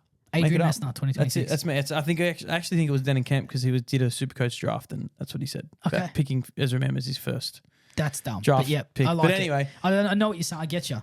But this is like, I knew they had the mid this, bro. Like the Cowboys, when they are on, I think there's a word, they're sexy. They genuinely, like I'm looking at it and I'm going, It's hot, isn't it? this is hot stuff, bro. They finally found a balance of where the fuck this running game came from Clifford. I have no idea. But that, do you remember when he was leading the Dally M's when he played for Newcastle the first 3 years, like a few years ago? Highly touted. Very good. Didn't even have this in his game then. I don't know where it's come from. I don't know the instructions that Todd Payton has given Purdue. Whatever he has done, continue to do so. Yeah. And yes, it's against the Dragons, but you'll do this against a lot of good teams. You've got the Broncos this week. So if we're going to see it, if you're going to play it out, play it out this week. And you probably, I reckon you're 60-40 to win this game this week, Cowboys, 60%? to win. I would say with the lineups as they are in my head, because it Right is now, obviously Sunday night. without a Walsh, without a Hunt, without I'm thinking Karapani they'll be probably very, comes look, back. it'll be very even. I don't think there'll be a favourite. Yeah. I do think, but what I like is this is going to be the battle of the adjusted attitudes. Yeah. Because they've both had an uptick in attitude in the last few weeks. And I'm like, kind of form in who in wants italics. this more? Because realistically now, the playing fields are going to be evened. A lot more. Right? A lot more. If anything, I think the Cowboys are probably a little bit more above there. In just, if you're looking, you know what we need to do? Who you got this week? Yeah. Cowboys v Broncos. Done. Because that is actually going to be a really good indication of where the Cowboys We'll are do it at on the Wednesday moment. before the SuperCoach one. It's perfect. For sure. It's perfect. It has to be because it'll be tough. Because It will it'll be be a lot tough. harder than you think. It'll be Drinky after. Drinky Arthurs. Who are you going? Drinky. Thank you very much. Yeah. Drinky's a guy. Burns, a couple of injuries though. Burns down. Yeah. Who else went down? Can't remember. McIntyre. Ankle, both ankles by O'Donnell Cindy's. straight on. Didn't even matter. Didn't even matter. And McIntyre's their boy. Seamless, bro. McIntyre's their guy. And McIntyre's just the forward momentum. And then Yeah. Lukey running on the front foot around the ruck with Reid Marnie, who did very well. Sonny Luke didn't even get on. Yeah. Well, again, that just shows their defensive efforts, especially through their middle, have improved. Because that's exactly where, like, you needed to bring him on for some spark and to nip up the defense. And then McKaylee. That's where, Bro. so unlucky to not get that try, eh? Yeah. He doesn't have like a 91-day drought or something. There's a big record. A bad one. Yeah, a bit of an Alex 12 Yeah. about him. Look, He'll get Cowboys, bro, clear shift in attitude. They dug in with a man down. It actually looked like they had a man advantage and they were a man down, weirdly. I know. Positives all around in attack, defending very well, connected. Connected. Keyword. Finish there. Finish there. Anything else? That's it. Brisbane Broncos defeated the Gold Coast Titans 26-12. Titans were working their way down the field way too easily for me. Yep. Around the ruck, they had a lot of luck. So many 6 against coming out of their own end early. The one thing I'm getting sick of is I'm getting sick of the last tackle stray pass that leads to a try. Boys, I don't want to swear, but I'm going to for dramatic effect. Just a warning. Why the fuck is Payne Haas throwing block shape? I know you want to use Payne. I know he was barely involved in this game. I get it. Like, fine. Yeah. Why is he throwing shape? He's the biggest man in the world. Just get him to run. Just get him to run and offload. You want him to offload? I'm happy to offload every run. Be that guy. Be Andrew Fafita. Just don't. I know you want to throw the ball, bro. I know you're an anomaly, possibly greatest forward of all time. Stop it. Stop it. And for some reason, Ezra Mam also has an issue when he's running at pace, being able to throw the ball. It's like it sticks to his hand or something. Yeah, it's I'm like, not entirely honestly, sure what's going on. I don't know whether it's their sticky spray or not. Or it's his judgment of timing. Like, Is he letting go too late? too late. It has to be too late. It has to be. He's getting a lot. He'll throw 4 forward passes on the weekend because he's throwing too early now. Yeah. Or he'll throw really peaches. But absolute The peaches. peaches. One thing I will give to Titans, AJ Brimson, that was a try. That wasn't a forward pass. Rinses Stags on the overs line. Scores a try. Should have been a try. That is a typical bump out. Yeah. That's exactly what you wanted to know what a bump out is. That is it. Also could be called an overs line. Clip that shit up. Depends how late you bump. Can we AI that and put you as the 6 and me as the 4? And AI That'd be us sick. into that. That would be Yeah. The way he beat Stags, it was really good. Yeah, I would beat Stags like that too. Walsh starts on fire, then Moran pumps him, and he's off at halftime. He's off at halftime. This is probably one of the best circumstances where losing Walsh and Reynolds in the same half may actually be character building for the boys. Yeah. Hunt, man, I just wish he wasn't injured because the more game time he gets, controlling the side and attack, Arthurs hasn't even been close to a spot all season. Someone wrote in the Broncos group recently, last week, Arthurs will not gain a spot in the NRL this year, and I'm so sad to say it because he has been playing so average in Cup. But you talk about a player who gets up in the big games and plays like your 2023 grand final, man, he is so safe. Sometimes you need to be around greatness to elevate It you. elevates you. It does. Playing with better players makes you play better. It always does. It does. In every facet of the game. Just, he wasn't close to that spot. And then the fullback goes off. He's in the side to fill in. Antonio Verhoeven comes in, debuting, filling Arthur's vacant wing spot. It's crazy because you actually think like, what would you guys have done if he wasn't there? True. let's say you had your Mariner and your Karapani and Jaden Hunt Arthurs wasn't there. would have pushed someone out, and Jaden Hunt or someone like that would have been in the 18-19 to come into But I'm saying that to you, centre spot. into the centre spot. Well, Yeah. But who's going to fullback? Who's going to fullback? I did think about that. I'm going Mariner? Dean Mariner. And he's shocking under the high ball. So there's Kinney. That's a Kinney situation again. Who else was bad on the weekend? Mainly Kinney is the one that stands out. Yeah, Kenny's Under the high ball. Can't catch a cold at the moment. Peppered. I don't think it's just him. The boys have got to get around him. Like, lift his confidence, help him out. Tane get had a the bit bigger of boys in as well.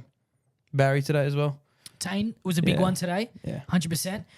I liked Antonio. I think he's done well. He's the star of the future, they reckon. Australian schoolboy. Okay. Mam try. I think that was the difference between both sides. We defended numerous sets on our line. Then Mam throws a dummy from dummy half and scores through the middle. Yeah. That's the difference. I think when everyone went off, this was probably the first time that I've seen Ezra like sort of look at himself and go, yeah, it's me tonight. There's no one else. I mean, I gotta thought do that it. was because of Hunt. So we'll see this week Yeah. with a possibly Duffy, Rogers. Don't know who else Kobe they've got. They Black. probably have Oh, wait. someone there. Oh, wow. Kobe'd be spewing, eh? He'd be spewing. Well, Reynolds is only going to be a couple of weeks. Yeah. It's a groin strain, so probably won't kick though. So you need someone who's goal kicking. Katoni better fucking dust those boots off, bro. That was the worst kicking performance I've nearly ever See, seen. he was like stabbing it. There was no He follow was through, bro. Exactly right. He said he hadn't kicked since 2024. At all? Why was he third string? Hold on, I swear I saw. We've seen him kick at training, haven't we? I've seen him kick at training We've with seen those Walshy. vids. Yeah, we've seen the vids. He's talking in game. Okay, so he's talking in game. Orkentays, eh? Yeah, he had to back himself up. Yeah, why he not? said if he missed that one in front to Kevy post game, he goes, I would have hooked myself. Yeah, I would have hooked you too, I bro. would have hooked him. I would have been on the plane to take those kicks. I would have hooked With a him. torn ACL. I would have hooked him. Still kick him. That's all I've got. You got? Happy. I didn't feel threatened. Okay. Yeah, neither did I. I didn't feel like we'd lose the game, Yeah. whether they scored the AJ try or not, which definitely swings momentum massively. Still not a factor for me though. The last thing I want to say on the Broncos specifically, when Payne Haas challenges the strip or no strip rule On Cleese? against Cleese Haas, his brother, and you say we're sticking with the on-field call of penalty, but you keep your decision, you keep your challenge inconclusive, it doesn't make any sense. Was it a strip or was it not? The penalty cannot stay if you don't think it was stripped, which he wasn't stripped. I think inconclusive and conclusive, like inconclusive should only happen when there's not enough vision of the. You can When see you it. have You need clear, to make a decision. You need to make a decision. Don't say to me, bullshit around this. we're going to sit on the fence and say we don't know, so we're just going to go inconclusive and you're going to keep the challenge. Bullshit, bro. Call it. Is there a fucking stripping motion or not? And don't say conclusive. Say challenge failed. Yeah. Actually, say keep your. We agree with the referee. Mm-hmm. So does that mean challenge failed, or is that inconclusive like that? As in, maybe that's what they were saying. We agree with the ref, but why didn't they say that? Hayden, my brain just It just turned off makes for me a so second. angry. I don't Yeah. know. Let me. I just think again, a testament to you guys. You lose Walsh and Reynolds in the first half. Ben Hunt does his MCL in the 37th minute and plays 43 minutes with a torn or a strained Just MCL. positions, hey. I think your ability to pull away in the second half was, again, another testament. Led by Ezra Mam. Ezra Mam, 1 try, 2 try assists, 135 metres, 2 line breaks. Led by another man, Paddy Carrigan, 80 minutes in the middle, 22 runs, 173 metres, 49 tackles in 80 minutes through the middle. He's going to have to be massive. Yeah. Payne Haas, I think they were still managing his minutes, and I think he wasn't taking So the game on. Payne played 55. Last year, he was averaging anywhere from 65 plus. Yeah. So they knew. I think I told you that pre-game. They'd know how when he's needed. But even his output in 55 metres was extremely low compared to minutes, what yeah. he was. 55 minutes, yeah. Yeah. It was extremely low to what we're used to. Yeah. But I think a little bit on the Titans, Yeah. they're outside backs. So I was actually quite impressed with their ability to get up the field, like you said. But when they get into good ball, their shape is just non-existent. And you'd think that would change with Realistically. Ilias Exactly. And they had ample ball and opportunity to turn the game around, and they just could not do it. and JC. Right. Some very poor defensive efforts through the middle as well for them. Yep. Again, I think they're in a better spot than the Dragons, Yep. but I agree. I don't know. I just want to point out their outside back running meters, right? Keanu Kinney, 200 meters. Wow. Ciale Fiamanai, 178. Jojo Fafita admittedly had a 60-meter runaway. Did. 179 meters. Phil Sami, 203 meters. All All 4 of those guys ran more than any forward on paddock for them. For Titans? For Titans. That's the difference. Tino hasn't been his best, has he, as well? You have AJ Brimson. 98 metres. The most underused superstar in the competition. He needs to leave, bro. Where? He needs to go to the fucking Dragons and play fullback. Well, talking about him, Philip Sammy tries hard all night going to the Dragons. Purchased by the Dragons. They've seen this. They've seen this for sure. They've seen underutilized players. I think they've got a good thing coming at Titans. It's happening. It's just going to be very slow, and I don't know when it's going to click, but it needs to click soon. Such a slow burn. Cooper Bye, yeah. So we nearly saw one of the greatest tries we've ever seen in our life with Reece Walsh down the touchline. But Cooper Bye there again, an effort area where that was Cooper Bye the first contact. Cooper Bye first contact, the one that he made him go out twice. It's all right, bro. You only just fucked me out of a 37-point SuperCoach run, but that's fine. We won't talk about that. Yeah. But they where do we go from there, bro? I don't know. No, I think we're happy to move on. SuperCoach, yeah, absolutely. Happy to move on. Next game, Cronulla Sharks defeated the New Zealand Warriors 36-22. 12 errors apiece. Cronulla conceded 10 penalties to 1 and still win the game. Sharks up 24-10 at halftime. Where to for the Wires? I am not entirely sure. I've got something to bring up on Sharks though. Do you want to stick on the Wires or go to Sharks first? I think I want to start on the Wires because I think it'll be nice to come around to the Sharks. So I think their intent was clear from the start. Physical, fast through the middle. Yeah. 76% of the footy in the first 10 minutes. Direct ball playing and dictating pace for first points. Yeah. This is the blueprint for every win that the Warriors have. Mm-hmm. I said when we were doing our preview for our tips video, I think this game will be won in the first 20 minutes. Little did I know, the first 10 minutes were going to go to the Warriors, and the next 10 minutes of that first 20 was going to go to the Sharks. So that doesn't help you. It doesn't help me at all. The analysis is not correct. Analysis is maybe might have been off for that one. Yeah. But then they essentially did what they did against the Tigers, and they fell off a fucking cliff. What happened? What was it, apart from the DWZ intercept, that was the turning point? What went the other way? Being able, again, the errors that they're making and not being able to defend them. That is such a big, and I suppose that is such a big key in being able to justify those errors as well. Yeah. When you're giving them away in good ball too, Sharks, the teams like the Sharks, they're going to be able to put you to the sword, man. Yeah.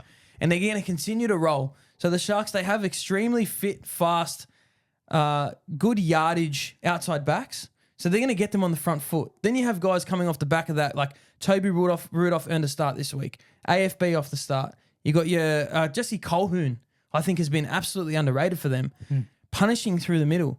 And you guys just couldn't keep up. Yeah. And I felt like the first 10 minutes, that's all you did. You dominated. I felt like Aaron was finding his front. James Fisher-Harris was extremely physical. Even without the ball, you guys were dominating. But then if you throw that to the last 10 minutes, Warriors looked out on their feet. That's what I mean. They looked like they were offering nothing. So I'm just wondering, did they put too much? Are they going out too hard? They're dominating. Maybe that's what the game plan was, the Webster game plan. Come out, dominate the first 10, and then we'll dominate. But momentum swings that fast. You can't be... Maybe they're relying on their, we're going to try and control possession and field position so much. But then if you're not defending your errors in good ball, that's where the points add up. Naturally, you're losing field position. And unfortunately now with a halves combo of Tanner Boyd and Luke Metcalf, Tanner loves playing direct, right? Metcalf is a bit sideways for me at the moment. So what do you need? What helps him, or what do they do with that? So everything good for the Warriors essentially came from their right edge, but also everything bad came from their right edge as well. It's what is it? A catch-22. It's a catch-22. So again, the direct ball playing, the dictating the pace on the right. DWZ scored a hat trick in the first half, didn't he? They scored only a hat trick and then an Aaron Clark knock on. So I don't know. I'm not sure what the shape's great.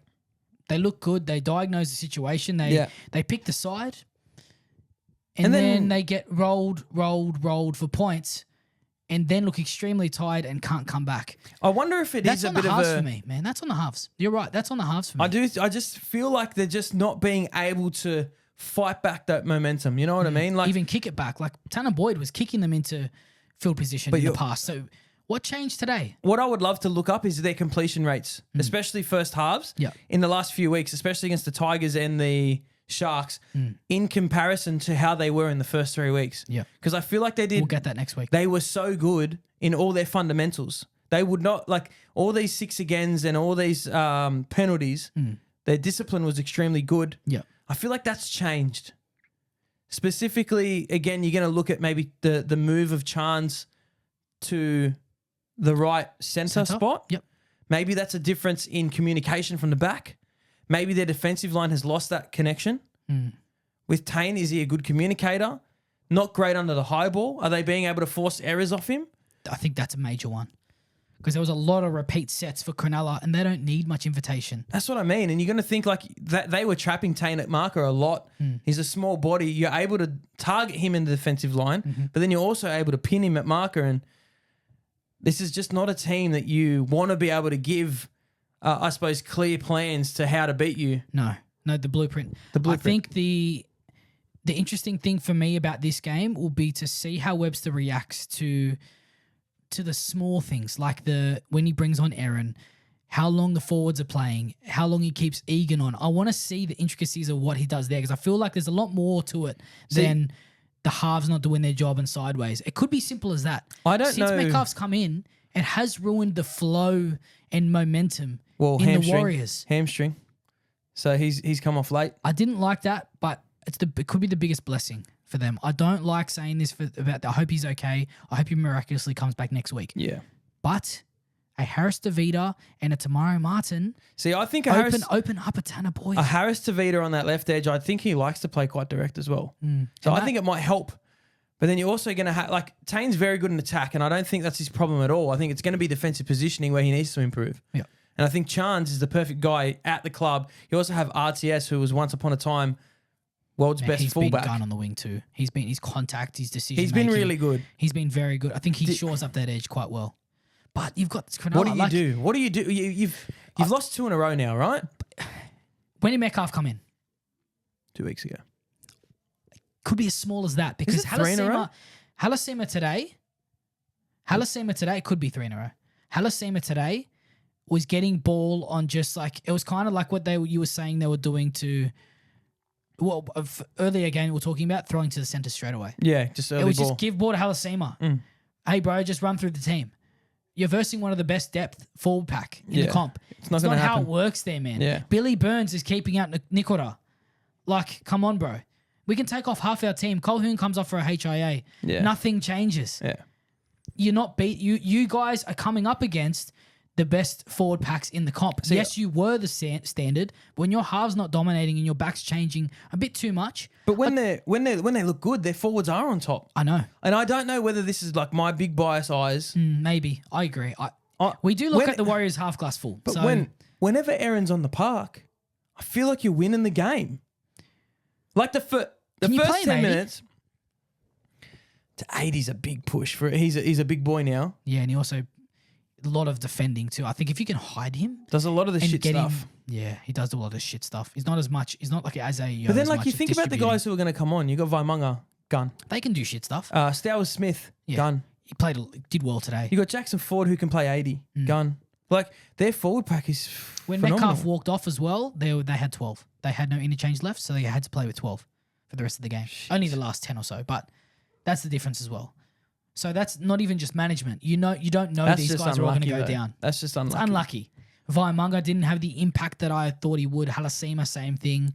This is another thing where we can reach out to all the Warriors fans and say, Please. guys, genuinely, what do you think has changed in the last 3 weeks? And is it specifically Metcalf for the last couple? Where did you fall off? Was it the Capewell injury as well? Have you guys noticed around a certain minute mark is where you drop? Is that coinciding with... I thought it was coinciding with Fisher Harris getting a break last week, but then this week I was like, it happened 10 minutes in. But there's also versing a very, very good side in Cronulla. Again... So, one of the best attacking sides in the comp. Top 4 attacking side. Yeah. So that's the difference. Could be a blessing in disguise if the side just ends up being based upon Tanner. If it works, what do they do with Metcalf? 14? Fullback. Crazy.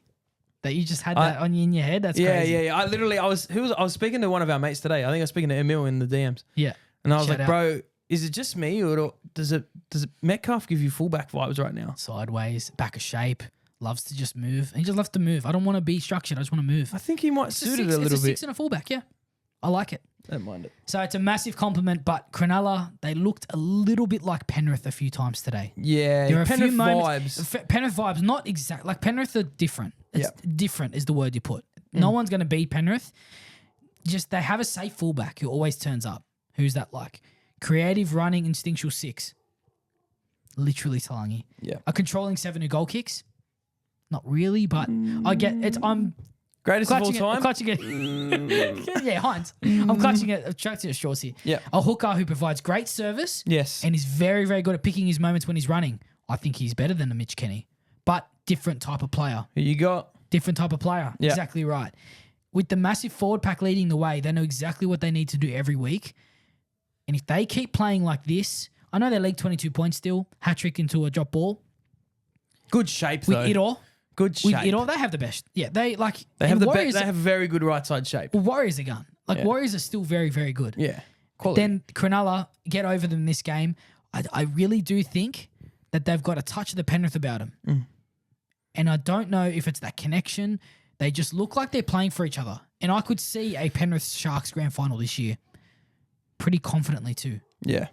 And Like- Penrith beat them by 30. The only but- anomaly this year that we've seen in them is when they versed Penrith. Yeah. Every other game, we're going. The halves are dominating. Mhm. Their forwards are just ploughing through the middle. Mhm. Their outside backs have some of the most natural talent we've ever seen. Well, like, what's not to like about the Sharks this year? Mhm. Genuine. Then you throw in Brayley might not even be playing his best footy yet. Yeah. Hines is just accumulating try assists like there's no tomorrow. Yeah. It's I felt like it was actually quite fitting. They interviewed Nico Hines at halftime. So what he said is it actually doesn't matter what shape you throw at them with this fatigue and 6 agains. As long as you have a connected attack, you will score points. So simple. So simple. And that's the connection that we were talking about that I wanted to go back to with the Bulldogs. Yeah. If you've got your half coming out and saying that, and that's a half who's learnt to be a half. Yeah. He was at the back of good shape at Melbourne. He come over to Cronulla and he was heavily criticised. He's probably still not the 7. They're sharing that role. Trindle's him the and 7, bro. They're sharing that role. Trindle's the 7. I watched them so fucking closely. Trindle is the 7. They're sharing it together. Whenever I want it, you want it, we just do it together. Split halves, and when they get together, halves. it's toey stuff, man. It is. And Kennedy at the back once again. Yeah. Kennedy's just that missing piece, man. Yeah. They honestly... He's off contract and he's on absolute unders to Kennedy, and I think he should be picked up by someone or re-signed ASAP from Cronulla for at least 6 to When 800. they play well, Yeah. Kennedy's playing a How 9 many out of 10. times do you think of Kennedy having a bad game? 3 times a year? He might have a really bad... See, my voice is gone? Pardon me, I'm having 2 testy pops in the space of 2 minutes. That doesn't happen very often. No. I don't know if you Kennedy. noticed or not. Thanks, really. Kennedy. Will Kennedy. When the Sharks play well, he's a 9 out of 10. But I don't think he has that many bad games at all. No. He's probably average is 7. He just stays Yeah. at a 7. I think he's crazy. worth more than 400K, which reportedly he's on. Yeah, I think so. I'd but, go 6-7, 6 but again, when you're playing as a connected team as they are, this is just like, it's perfect. yeah, it's a perfect time to negotiate right now too. Absolutely, Get your bro. price up. And Anything else on them? I just think they cashed in all the Warriors' errors, realistically. Like, Yeah. whenever they were given an opportunity, they were able to take advantage Yeah. and score points. Fucking love them. Love the Sharkies. You're up, on up. them, aren't you? I'm on them, bro. Up. I'm on them. Like this? Fin? That's a But like dolphin. a fin. But like a fin of a shark? It's a dolphin. Oh, okay. At the back. Or they do Sorry, like at the back. Oh, at the that's front. good too. That one. Come on, let's go. Final Let's go. game that we're going to talk about today anyway. Game 7 of the week. Newcastle Knights defeated the Canberra Raiders 32-12. What even happened in this game? What even happened in this game, bro? I'm going to look at the end completion rate because I have really, really good completion rate down. They finished at 86%, 50 sets, 43 completed. They had the ball for 5 minutes and 2 seconds more. How much possession overall. is that? Possession there is 54% against the Canberra Raiders. Yeah. They just look. The Knights somehow look so stable across the field.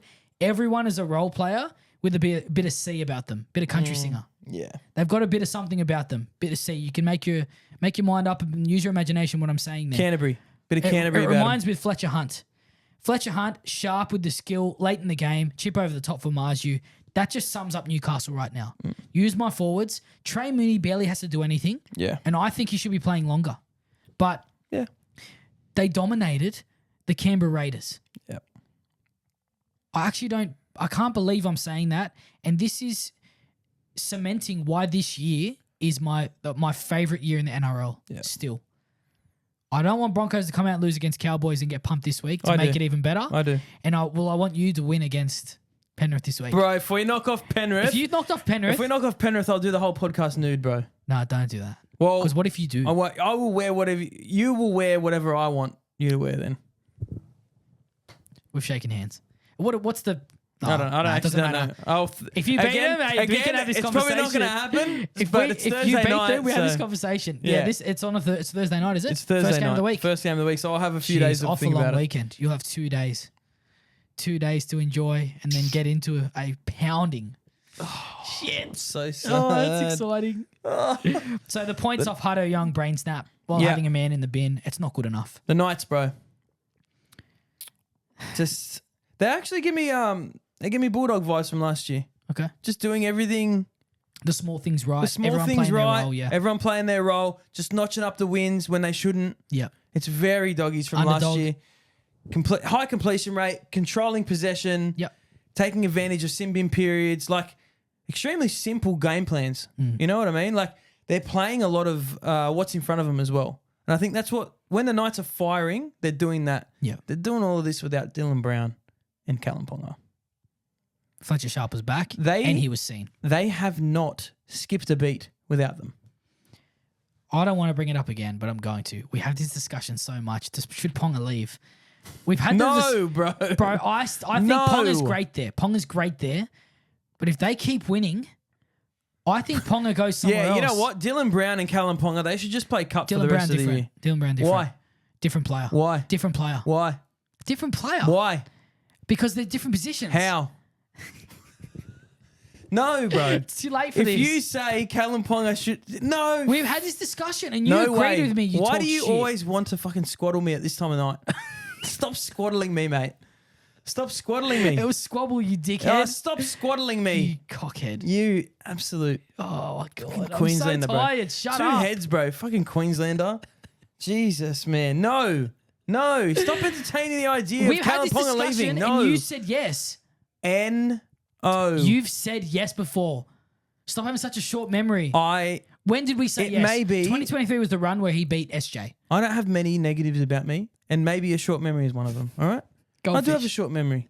Goldfish. Hi. Cute little goldfish. Hayden. Nice to meet you. Jeremy. Nice to meet you. Newcastle, the last 10 minutes, or towards the end of the game at least, nothing was sticking for them. But, there's always a big but. Big but. That's in caps. They can't lie. Is there a better sight than Dom Young streaking down the sideline in Newcastle? Yes. The only better sight than that, close your eyes, Adrian, would be seeing him Have you got no clothes streaking down the side, streaking in no clothes. Okay, yeah. Dom Young. That would be the only better sight than this. Seeing everyone go up. When Newcastle are humming, playing at home, even from the couch at home, you can feel the vibe. Yeah. That is one thing that I will say.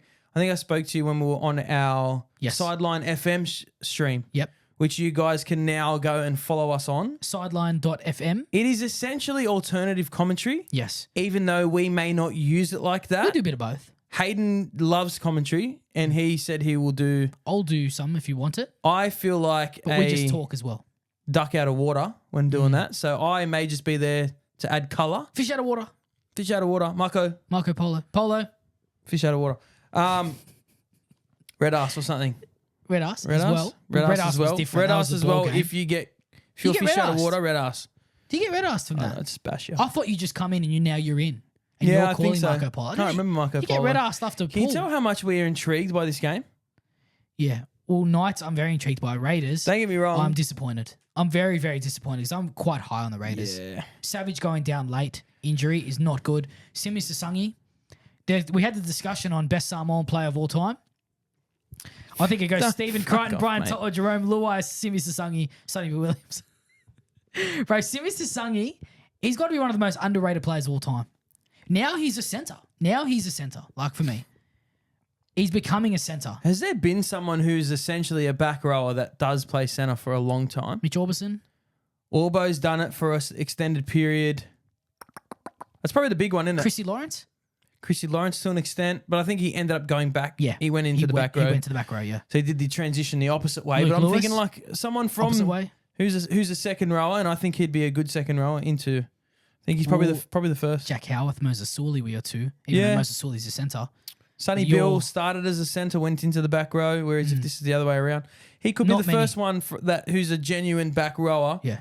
Turned centre and such a gun. Keeping out a international. The left foot at the end of the game off Just the so kickoff. Naturally, I think he has a lot of natural talent that doesn't necessarily not a lot of people will know about it. No. But in those little moments when we're watching extremely closely, like you just said, like a little left foot into a flick pass, the little nuances of just a natural footy player would be great at tag. Do you know what he's good at? He's a footy player. You just put a jersey on his back with any number, and you go out there and you say you play footy, bro. You play. You know what you're going to play today? You're going to play footy. What's that, Ricky? You're going to play footy. You're going to go, what centre do you want to be? Doesn't matter. You're going to play footy. You grab him by the fucking jersey. Yeah, you pull him right in. You grab him and he's You're going to go out there. You're going to fucking play footy today, mate. I'll do anything for you, Ricky. No worries, Rick. Do that again. I'll pump you, but yeah, okay. I'll fucking pump you, lad. Yeah, I tried to not put an accent, but... Why not? I wasn't sure of the Samoan accent. Fucking Bo Ryan did it for years. He did. He is a player, though. Yeah, he did. Yeah, look, that's fair enough. That's fair enough. Can someone just give me... am I allowed to do a pass? Am I allowed to do a Kiwi accent? Let us know. Nah, anyone. Doesn't have to be. Can I have a... Ebony? I go pretty well. For a Kiwi accent. We're talking specifically Kiwi. Specifically. Okay. I do a pretty good Pommy accent too. Okay. But go to Raiders. We're talking of Pommies. Give us some stuff on the Raiders. I felt like they had a quite conservative start. Yep. They were taking the tackle on last a fair bit. Mm-hmm. I don't know why, but then they started to open them up through the ruck, change the directions. They sort of had some positive signs early in that first half, but then I felt like they felt a bit frantic at times, pushing the pass too much. Yep. Even though they weren't, I think they were above. They were leading. Yep.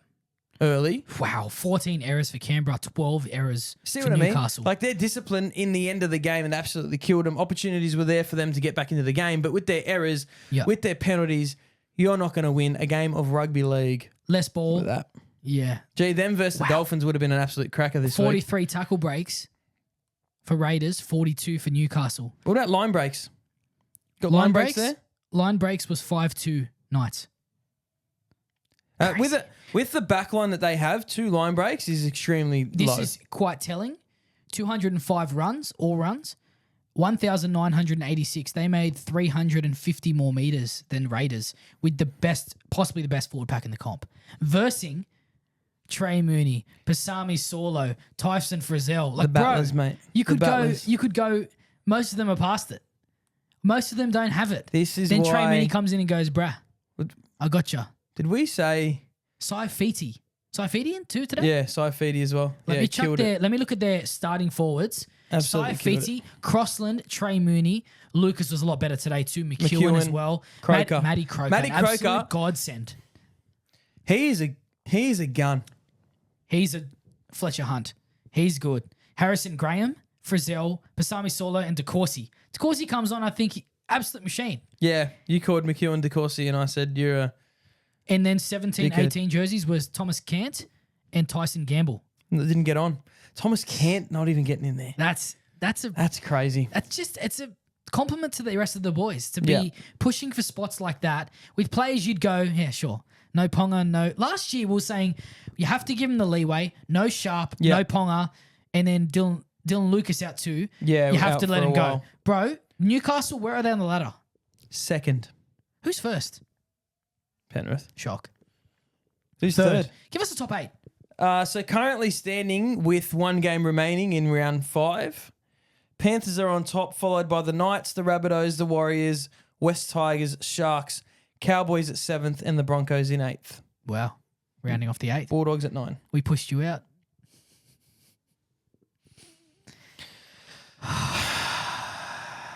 Okay. Let's go. Let's move on. Well done, Newcastle. Big day. Hutto Young, brain snaps. You can't be doing that, bruh. You're not in front anymore. You can't be doing all this stuff. Yeah, I front. honestly thought he was past that, and it's a bit of a disappointment that we're sitting here talking about it. Yeah, I agree. I'm still not that worried. I hope Xavier Savage is okay. Weeks as well. There was no forward momentum. Gagai, 12 points. Gagai absolutely cut them to pieces. You got rinsed. You got rinsed by a has-been who probably plays Origin. Has been. Probably doesn't. Don't tell Gagai that. I didn't. That was you. Final game of the week is the West Tigers, who hopefully defeat the Parramatta Eels. That we'll be discussing this briefly at the start of the next episode. Extremely briefly. It'll be very brief. We'll go over. Apologies to Tigers and Para fans. Yeah. This is a Sunday night, and we still have a long weekend to go tomorrow. 4:05, West Tigers, Parramatta Eels. Final tip, I'm still going West Tigers, 1-12. I think you said 13+. Yeah, Tigers 13+. I'll back it in. Still like it. Apologies for that. If you want to see our review, you'll see it next week. At Tips and Predictions, round 6. We are doing this on the Sunday night of the long weekend. Thursday, 7:50. Bulldogs v Panthers. Easiest tip of the week. Panthers 13+. Panthers 13+. Salute to the Dogs. Salute. Fight hard. Friday, 6 p.m. Dragons, Sea Eagles. I'm gonna stick with the Manly 1-12. I'm on the Manly bandwagon right now. I think I'm gonna come with you. Manly 1-12. Friday, 8 p.m. Depleted Broncos versus the Flying Cowboys. This is Sunday night. We don't know the team list yet. I'm obviously biased. I'm going Broncos 1-12. With the outs, as again, big watch on team lists. Yep. Big watch. This could be a change. Could be a change, and that is hand up. Mm-hmm. But at the moment, I'm leaning towards the red hot Cowboys 1-12. Saturday, 3 p.m. Rabbitohs v Raiders. I had Raiders 1-12, but after today, I'm going Rabbitohs 1-12. I'm going Rabbitohs 13+. I think the Raiders are slipping quite quickly. Saturday, 5:30, Sharks, Roosters. Game of the round? I haven't seen Roosters for so long. Game of the round? If they both play good? If they turn up? Where's it at? Cronulla. Ocean Protect. Pretty sure Ocean Protect anyway. Sharks at home, 1-12. Let me have a look. It should be... Yes. Perth. Optus Stadium. Cronulla home game. Cronulla home team. Yeah, Sharkies 1-12. Sharks 1-12 for me.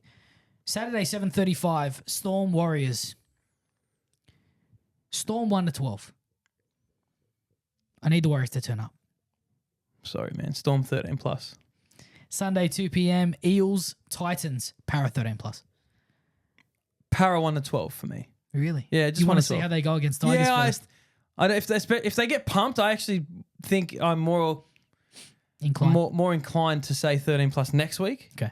But let's We'll go see. 1-12. Sunday, 4:05, final game of round 6, Tigers, Knights. How can you tip against the Knights right now? Knights 1-12. Tigers 1-12. Oh, baby. Yeah, I'm going. That is going to be a good game. It is going to be a good game. Good Sunday, 4:05. Fuck yeah. I like it. Love that. Please follow us on Instagram, Facebook, and TikTok. Subscribe on YouTube and leave us a 5-star rating on Spotify and Apple Podcasts. No less. Adrian, have a very successful week. Enjoy tomorrow's games. Come on, the Tigs. You too, my bro. Come on, the Tigs. And a quick happy anniversary from the Bump Out podcast community. Thank you. And from myself.